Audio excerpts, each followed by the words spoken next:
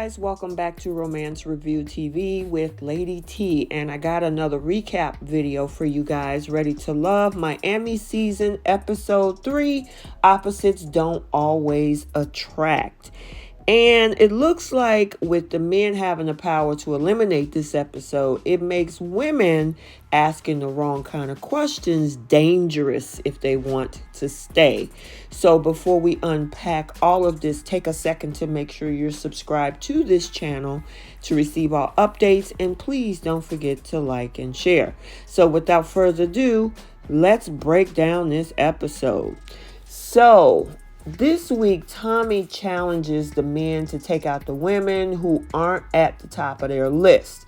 Now, for Samson, that is Sharice, since at the mixer, she was multitasking and was way more into her phone than conversing with him.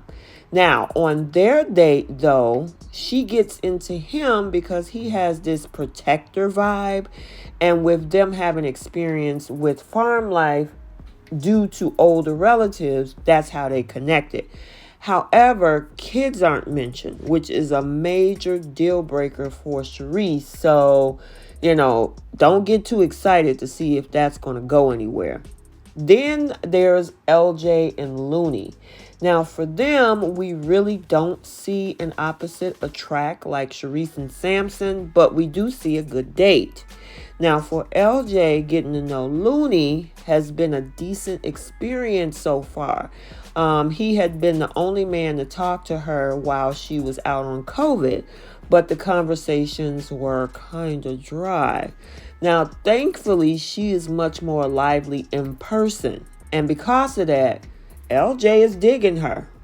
And then also, not to be forgotten, Shakira and Zoe go on a date. And once she gets him to clear up her perception of his bachelor lifestyle and how he feels about kids, they seem to be pretty cool.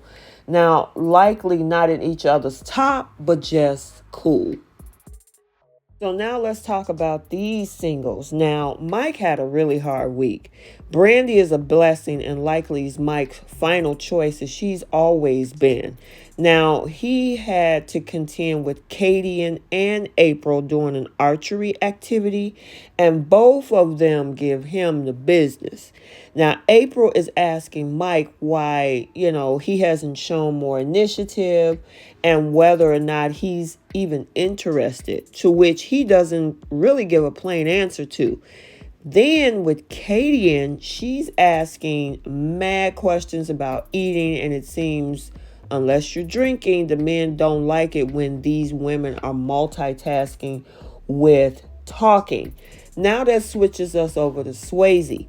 So now he gets to spend some time with his girl, Kayla. So he is happy as can be.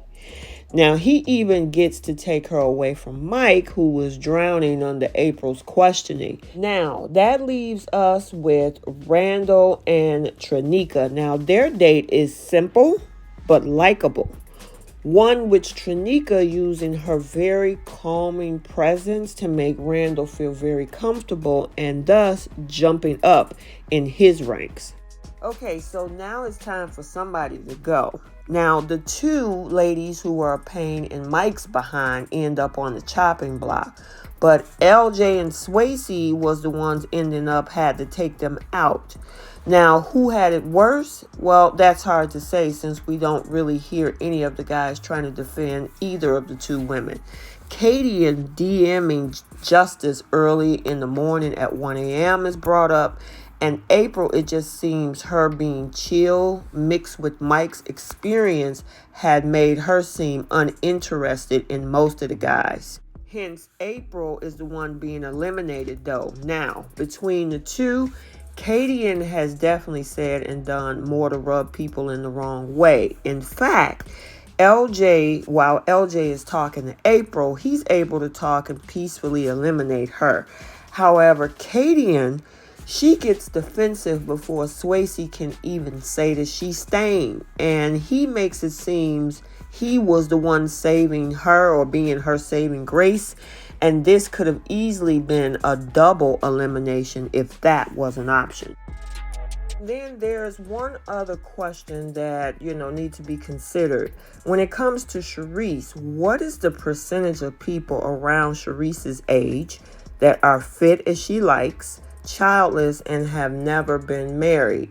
Never mind are looking to get married and not have children. So, the power shifts next week. I wonder what could happen. So, is it possible, since Justice seems that he's checked out, could he be the next man to go? And then the next woman after that, could it possibly be Kadian because of her history of rubbing the men the wrong way? Or even Sharice because she doesn't want kids, or someone with kids, or someone who has been divorced. Her whole thing about not wanting someone with baggage takes out almost half of the guys that's left. And then I can see some potentials on the horizon, like Mike and Brandy, Samson and Shakira, and Randall and Tranika. Now, I will say one of the great things that was good about Tranika and Randall's date, as simple as it was, is that there was grace. Now, a lot of the time there's this push for men to be men, which usually means being confident, taking initiative, and having alpha male vibes. Now, Randall, he had his sweaty palms and having some level of anxiety, wasn't necessarily showing what a lot of the women this season, or maybe some of the past seasons, would have seen as attractive. Yet Tranika, she was calm, she was reassuring, and was willing to at least consider the date as a 50-50 experience, which helped guide Randall to a place where he can open up and kind of cool down a little bit. Now, people like her, not just women, are what you think Ready to Love should have. Now, those who aren't stuck on some list, quick to cut someone off over something, or rather recognize their type, what they have been doesn't work. And, they have to give some grace, open up and set aside some of the stuff in your past that they may have accumulated so that they may have a real chance at love. So there you have it. I hope you've enjoyed this recap of Ready to Love Miami season episode number 3. Stay tuned for any of our other videos on this channel. And please take a second to make sure you're subscribed to the channel for all updates. And don't forget to like and share. We'll see you in the next video. Bye.